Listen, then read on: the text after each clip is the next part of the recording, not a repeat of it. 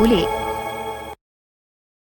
अरे सुमित, प्रिया कब से कह रही हूँ तुम लोगों को पढ़ने के लिए, लेकिन तुम हो कि किताबों को हाथ भी नहीं लगा रही। बहुत गर्मी हो रही है, इतनी गर्मी में मुझसे पढ़ाई नहीं हो रही। इतनी गर्मी में बिल्कुल भी पढ़ाई करने का मन नहीं कर रहा है। वैसे ज्योति, बच्चे सच की तो कह रहे हैं, इतनी गर्मी है कि कुछ करने का मन ही नहीं करता। और तो और मैंने सुना है कि आने वाले टाइम पर गर्मी और भी ज्यादा बढ़ जाएगी। अरे पता नहीं इस गर्मी को भी हम गरीबों से इतनी नफरत क्यों है। अमीर लोग तो पंखा, कूलर, एसी के नीचे बैठकर अपना काम चला लेते हैं। मुसीबत तो हम जैसे गरीब लोगों को आती है। माँ, आपको पता है मेरे सभी दोस्तों के घर में भी कूलर है, बस एक हमारे ही घर में कुछ नहीं है। बाबा, आप हमारे लिए कूलर क्यों नहीं लेकर आते? आपको पता है बाबा, कूलर के अंदर से बहुत ठंडी ठंडी हवा आती है। बेटा, अगर तुम्हारे बाबा के पास इतने पैसे होते तो वो कब का कूलर लेकर आ जाते ना।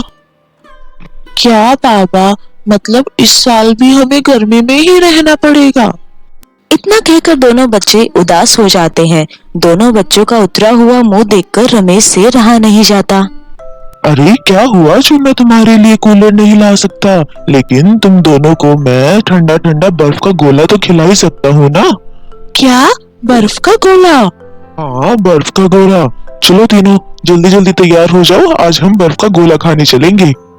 बर्फ के गोले का नाम सुनकर बच्चे बहुत खुश हो जाते हैं और अपने बाबा के साथ बाहर जाकर बर्फ का गोला खाने लगते हैं कि तभी रमेश की नजर आइसक्रीम के ठेले के पास खड़ी एक गाय के ऊपर पड़ी, जिसके पैरों में काफी चोट लगी हुई थी। अरे ये क्या, इस गाय के पैर में से तो काफी खून निकल रहा है। ये सब देखकर रमेश से रहा नहीं जाता। वो भागा भागा अपने घर जाता है और वहाँ से मरहम बनाकर लेकर आता है और गाय के पैर पर लगाता है और साथ ही साथ उसे 2 रोटी भी खिलाता है। हाँ, अब देखना तुम कैसे जल्दी से ठीक हो जाओगी। रोटी खिलाने के बाद रमेश उस गाय के सर पर हाथ फेरता है और अपने दोनों बच्चों के साथ वापस अपने घर आ जाता है। और ऐसे ही रात हो जाती है। रात में खाना खाकर पूरा परिवार सो ही रहा होता है कि इतने में ही उनका पंखा, जो कि काफी धीरे धीरे चल रहा था, वो भी अब बंद हो जाता है। अरे बाबा, इस पंखे को क्या हो गया है? वैसे ही ये इतनी कम हवा देता है और अब तो ये बंद ही हो गया है।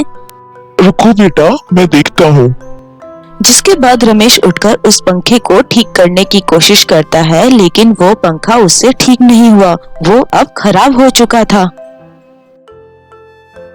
इसीलिए तो मैं कह रही थी कि कूलर ले आओ। अब हमारे पास कूलर होता तो हमें ऐसे परेशान होने की जरूरत नहीं पड़ती ना।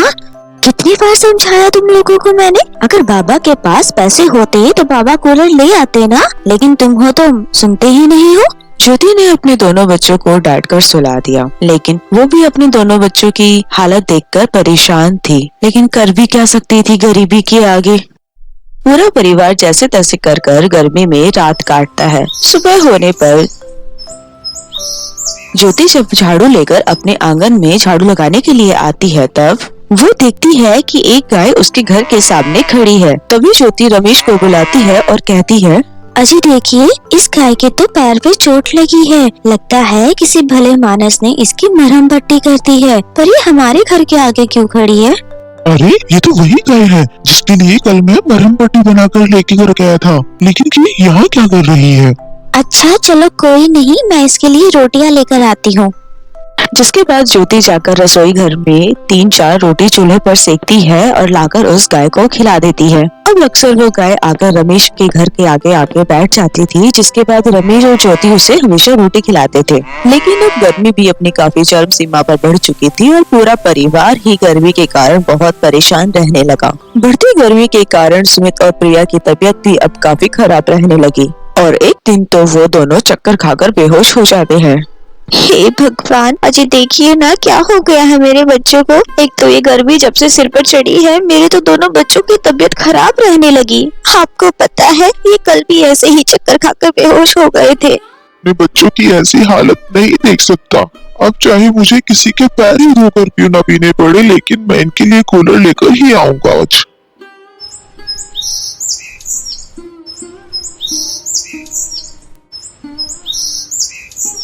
रमेश कई दुकानों पर कूलर के दाम जाकर पूछता है, लेकिन कूलर के दाम सुनकर तो वो काफी परेशान हो जाता है और उदास होकर वापस लौटने लगता है कि तभी उसकी नजर एक पास में ही कबाड़ी की दुकान पर पड़ती है, जहाँ बहुत सारे पुराने कूलर खराब पड़े हुए थे।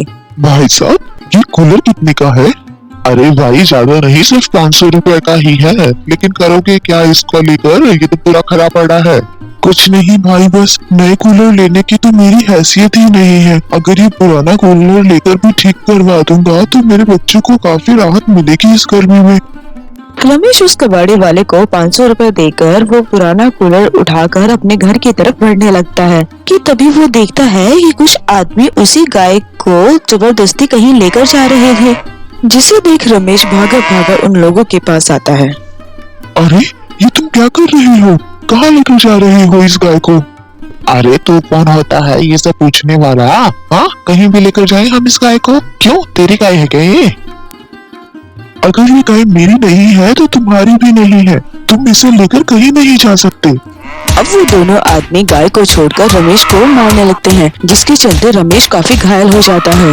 ये सब उस गाय से देखा नहीं जाता कि वो गाय तभी वहाँ पर एक सुंदर सी परी में बदल जाती है और अपनी जादुई शक्तियों से उन दोनों आदमियों को वो बकरी में बदल देती है। ये सब देखकर रमेश बहुत ज्यादा हैरान होता है। कौन हो तुम? मैं गायपुर की गाय रानी हूँ जो इस धरती पर आई है। तुमने मेरी काफी मदद करी। जब मुझे चोट लगी थी तो मुझे दवाई पानी भी करी। जब मैं तुम्हारे घर के बाहर आई थी तुमने मुझे रोटी भी खिलाई, और आज जब ये लोग मुझे जबरदस्ती यहाँ से लेकर जा रहे थे तब भी तुमने मार खाकर मेरी मदद करी। बताओ, मैं तुम्हारी क्या मदद कर सकती हूँ? भला मैं तुमसे क्या मांगू? अगर मेरी मदद कर सकती हो तो इतना कर दो कि ये कूलर ठीक कर दो, ताकि मेरे बच्चे इस गर्मी में राहत पा सके। रमेश की बात सुनकर परी अपनी जादुई छड़ी से उस कूलर को ठीक कर देती है, साथ ही साथ रमेश के सारे जख्मों को भी, जिससे रमेश काफी खुश होता है और उस कूलर को अपने घर लेकर जाता है। कूलर को देखकर रमेश के दोनों बच्चे बहुत खुश होते हैं। अरे वाह, हमारे घर पर कूलर आ गया। अब तो हम इसकी ठंडी ठंडी हवा के सामने बैठेंगे। पापा जल्दी से कूलर चलाओ ना, मुझे इसकी ठंडी हवा खानी है। रमेश जैसे ही कूलर को चलाता है उसके अंदर से ठंडी ठंडी हवाएं आने लगती हैं, जिसे देखकर दोनों बच्चे उसके सामने बैठ जाते हैं कि तभी अचानक उस कूलर के अंदर से आवाज आती है।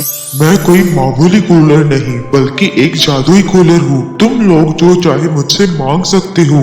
हे भगवान, ये क्या है जी? कोई भूत है क्या इसके अंदर? ये कूलर के अंदर से कैसी आवाज आ रही है? अरे, लगता है उस परी ने इसको ठीक करने के साथ साथ इसको जादुई कूलर बना दिया। जिसके बाद रमेश ने गौ परी की बात सारे परिवार को बता दी। अगर ये जादुई कूलर है तो ये मुझे बहुत सारी ठंडी ठंडी आइसक्रीम दे सकता है। प्रिया के इतने कहने पर ही बहुत सारी आइसक्रीम कूलर के अंदर से बाहर आ जाती है, जिसे देखकर बच्चे बहुत ज्यादा खुश हो जाते हैं। वाह बाबा, आपने देखा, इसमें से तो सच्ची में आइसक्रीम निकल आई। हे जादुई कूलर, मुझे भी चॉकलेट्स और कोल्ड ड्रिंक दो ना, मेरा बड़ा मन कर रहा है उन्हें खाने का। सुमित के कहने के साथ ही कूलर से बहुत सारी चॉकलेट्स और कोल्ड ड्रिंक्स आ जाती हैं। अगर ये कूलर खाने पीने की चीज दे सकता है तो ये हमें और भी बहुत कुछ दे सकता है। हे जादुई कूलर, मुझे एक बड़ा सा फ्रिज दे दो। सुनीता के इतने कहते ही उस जादुई कूलर के अंदर से एक बड़ा सा फ्रिज भी निकलकर आ जाता है, जिसे देखकर पूरा परिवार खुशी से झूम उठता है और एक एक करके अपने मनपसंद की खाने की चीजें मांगता है और घर के लिए कुछ जादुई कूलर से सामान भी मांगते हैं। अरे, लगता है उस परी ने इसको ठीक करने के साथ साथ इसको जादुई कूलर बना दिया। जिसके बाद रमेश ने गौ परी की बात सारे परिवार को बता दी। अगर ये जादुई कूलर है तो ये मुझे बहुत सारी ठंडी ठंडी आइसक्रीम दे सकता है। प्रिया के इतने कहने पर ही बहुत सारी आइसक्रीम कूलर के अंदर से बाहर आ जाती है, जिसे देखकर बच्चे बहुत ज्यादा खुश हो जाते हैं। वाह बाबा, आपने देखा, इसमें से तो सच्ची में आइसक्रीम निकल आई। हे जादुई कूलर, मुझे भी चॉकलेट्स और कोल्ड ड्रिंक दो ना, मेरा बड़ा मन कर रहा है उन्हें खाने का। सुमित के कहने के साथ ही कूलर से बहुत सारी चॉकलेट्स और कोल्ड ड्रिंक्स आ जाती हैं। अगर ये कूलर खाने पीने की चीज दे सकता है तो ये हमें और भी बहुत कुछ दे सकता है। हे जादुई कूलर, मुझे एक बड़ा सा फ्रिज दे दो। सुनीता के इतने कहते ही उस जादुई कूलर के अंदर से एक बड़ा सा फ्रिज भी निकलकर आ जाता है, जिसे देखकर पूरा परिवार खुशी से झूम उठता है और एक एक करके अपने मनपसंद की खाने की चीजें मांगता है और घर के लिए कुछ जादुई कूलर से सामान भी मांगते हैं। जिस घर में पहले एक ढंग का पंखा भी नहीं था, उस घर में अब पंखा, कूलर, एसी, फ्रिज, टीवी हर एक सामान था, जिससे वो लोग बहुत खुश थे। सुनीता, हमने इस जादुई कूलर की मदद से अपने लिए इतना कुछ सामान मांग लिया है। अब हमारे पास किसी भी चीज की कोई कमी नहीं है। तो क्यों ना अब हम इस जादुई कूलर का इस्तेमाल अपने लिए ना करके उन लोगों के लिए करें जो लोग बिल्कुल हमारी तरह से हैं। आप सही कह रहे हैं। हम जादुई कूलर की मदद से जितनी हो सके उतने ही लोगों की मदद करेंगे, ताकि इस भयंकर गर्मी में उन लोगों को भी गर्मी से छुटकारा मिल सके। जिसके बाद से कूलर की मदद से रमेश और सुनीता लोगों को ठंडी ठंडी खाने पीने की चीजें देते थे, टेबल फैन, नए कपड़े और बहुत सारा सामान ले जाकर जरूरतमंद लोगों की मदद करते थे, जिससे उन्हें काफी दुआएं मिलती थी और इसी तरह वो काफी सारे लोगों की जादुई कूलर के सहायता से मदद करते थे और साथ ही एक अच्छा जीवन व्यतीत करने लगे।